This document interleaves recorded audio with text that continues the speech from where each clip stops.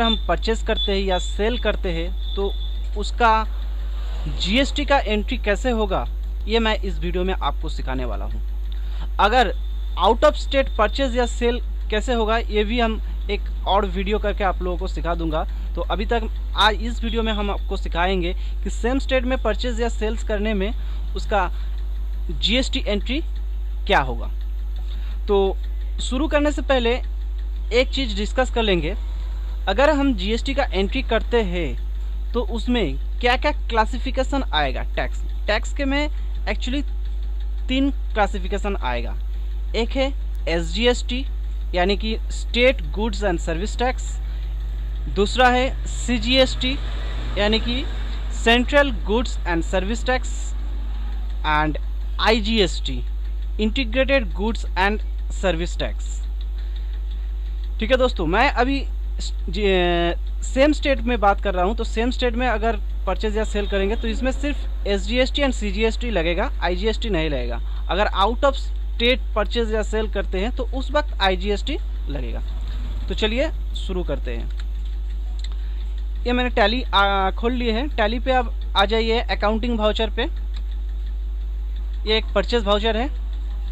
तो मान लीजिए एबीसी लिमिटेड से हम कुछ कंप्यूटर खरीदेंगे तो उसका एंट्री क्या होगा। यहाँ पे आप ले लीजिए एबीसी लिमिटेड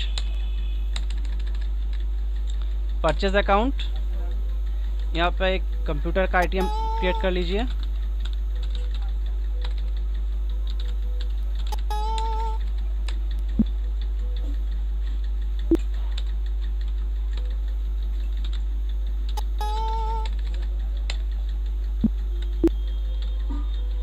कंप्यूटर ले लिए हैं। मान लीजिए 5 कंप्यूटर खरीदते हैं 20,000 करके। तो 5 कंप्यूटर का अमाउंट हो गया 1 लाख। अब इसमें क्या क्या लगेगा। मान लीजिए एसजीएसटी इसमें लगेगा 10%। अभी तक इसका कोई रेट फिक्स नहीं हुआ है, मैं एक रेट धर के आपको कर रहा हूँ। जब अमेंडमेंट आ जाएगा जीएसटी का तब आपको पता चल जाएगा। जिस रेट में होगा आप उसी रेट का इस्तेमाल कर लीजिएगा। मैंने यहाँ पे मान लीजिए सपोज 10% करके यूज़ करते, तो मान लीजिए एसजीएसटी जो लगेगा उसको भी 10% लगेगा और सीजीएसटी जो लगेगा उस पर भी 10% लगेगा। एक्चुअली ये होता क्या है जीएसटी में, ये देखिए 1 लाख का मैं कंप्यूटर खरीद रहा हूँ तो इसके ऊपर 10% लगेगा एसजीएसटी, मतलब इसके ऊपर जो 10% जो रेट रहेगा वो लेगा स्टेट गवर्नमेंट। एंड फिर इसके ऊपर जो सीजीएसटी लगेगा 10%, उसका जो अमाउंट होगा वो लेगा सेंट्रल गवर्नमेंट। ठीक है दोस्तों, तो यहाँ पे हम एक लेजर क्रिएट करते हैं। इनपुट एसजीएसटी, इसको अंडर दे दीजिए ड्यूटीज एंड टैक्सेस। ठीक है, अदर्स, इसको सेव कर लीजिए। ठीक है दोस्तों, तो 1 लाख के ऊपर 10% क्या होगा 10,000। फिर आ जाइए यहाँ पे, फिर यहाँ से एक लेजर क्रिएट कर लीजिए ऑल्ट सी देके। इनपुट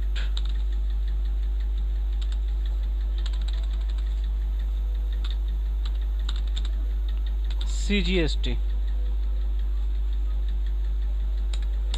ड्यूटीज एंड टैक्सेस पे दे दीजिए, अदर्स दे दीजिए, इसको सेव कर लीजिए। एंटर दीजिए। यहाँ पे 1 लाख के ऊपर 10% क्या होगा 10,000 दीजिए। तो टोटल बिल अमाउंट हो गया 1,20,000। तो अगर हम 1 लाख का कोई सामान खरीदते हैं तो उस पर 10% एसजीएसटी लगेगा जो है 10,000 रुपये, और 10% सीजीएसटी लगेगा जो है 10,000 रुपये। टोटल हो गया 1,20,000। तो दोस्तों ये है परचेज एंट्री, जिसमें जीएसटी का अकाउंटिंग ऐसे ही होगा। ठीक है दोस्तों, इसको सेव कर लेते हैं। फिर हम करते हैं एक सेल का एंट्री। सेल वाउचर में आ जाइए। मान लीजिए मैं राम को माल बेच रहा हूँ। राम, सॉरी यहाँ राम क्रिएट है, सैम लिख देते हैं। सॉरी, सैम भी क्रिएट है। राजू लिख देते हैं।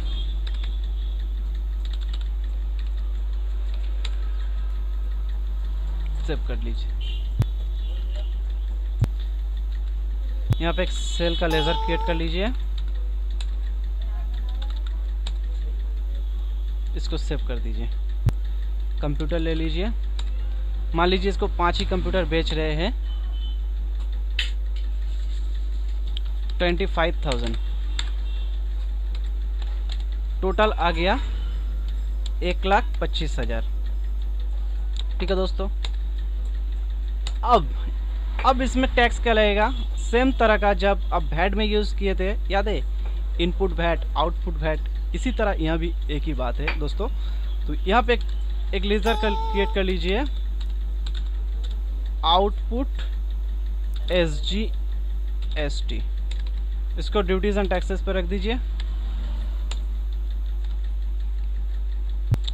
तो 1,25,000 उसका वैल्यू है, तो इसका 10% क्या होगा, 12,500, तो यहाँ दे दीजिए 12,500। फिर यहाँ पे एक लेज़र क्रिएट कीजिए, ऑल्ट C दे के, output CGST, duties and taxes, इसको आदर्श दे दीजिए, इसको सेव कर दीजिए।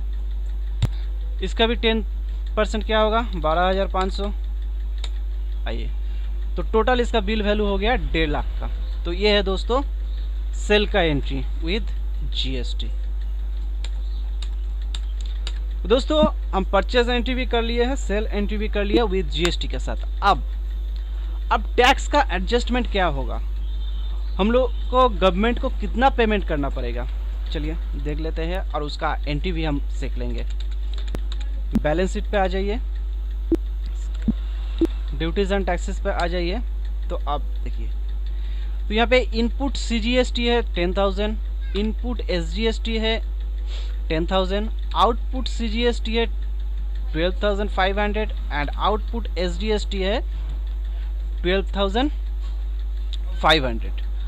अब एक काम कर लीजिए, इनको एक राफ पर लिख दीजिए, ये आउटपुट CGST कितना है, आउटपुट SGST कितना है, इनपुट CGST कितना है, आउटपुट SGST कितना है, ये आप एक राफ पर लिख लीजिए। ठीक है दोस्तों, अब उसके बाद इसका अकाउंटिंग क्या होगा मैं आपको दिखाऊंगा, एंड गवर्नमेंट को कितना पेमेंट करना पड़ेगा ये भी हम दिखाएंगे। तो आ जाइए, अकाउंटिंग वाउचर पे आ गया है, आप जर्नल वाउचर पे, या आप डायरेक्ट पेमेंट भी कर सकते हैं। आप कितना पेमेंट करने के, पेमेंट वाउचर पे कर दीजिए।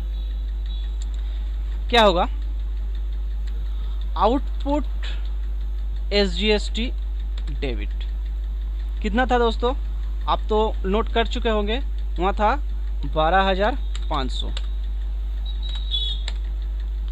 फिर इसको डेबिट कर दीजिए, आउटपुट CGST कितना था दोस्तों, 12,500। अब क्रेडिट होगा, क्या क्रेडिट होगा, इनपुट SGST कितना था दोस्तों, 10,000। फिर आ जाएगा इनपुट CGST कितना था दोस्तों, 10,000। अब यहाँ पे रिमेनिंग बैलेंस जो बचेगा, ये बैंक का लेजर क्रिएट कर लेते हैं। देखिए, तो गवर्नमेंट को कितना पेमेंट करना पड़ेगा, देखिए दोस्तों 5,000। तो 5,000 हम लोगों को गवर्नमेंट को पेमेंट करना पड़ेगा, क्योंकि जब हम माल खरीदे थे कितना टैक्स दिए थे दोस्तों, 10,000 CGST, 10,000 SGST, यानी कि 20,000। और जब माल बेचे थे, सेल किए थे, तब कितना हम टैक्स कलेक्ट किए थे दोस्तों, 12,500 SGST एंड 12,500 CGST। तो इन दोनों को एडजस्टमेंट करके जितना रिमेनिंग बैलेंस होगा, तो ये हम गवर्नमेंट को पे कर देंगे। तो कितना है, 5,000। तो दोस्तों ये है पूरा GST का एंट्री, अगर विद इन स्टेट में होगा तो। और आउट ऑफ स्टेट क्या होगा दोस्तों, ये हम अगले वीडियो में आपको बता देंगे। तो दोस्तों अगर इस वीडियो को आपको पसंद हुआ तो ज़रूर लाइक कीजिएगा एंड शेयर कीजिएगा एंड सब्सक्राइब ज़रूर कीजिएगा, क्योंकि मेरा जो जितने भी न्यू वीडियोस है उसका अपडेट आपको मिल जाएगा। So friends, keep smiling, keep learning and keep growing.